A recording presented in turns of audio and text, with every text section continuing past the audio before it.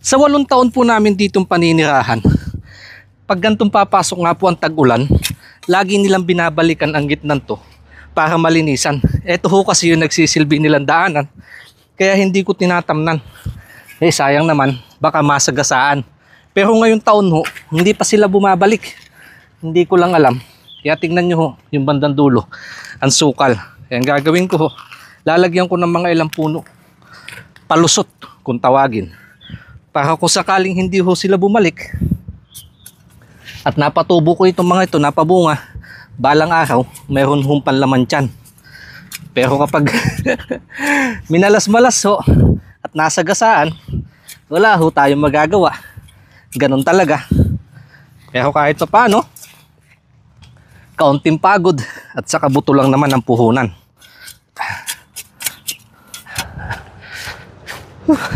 Mais ho ang inilagay ko dito, mga ilang puno.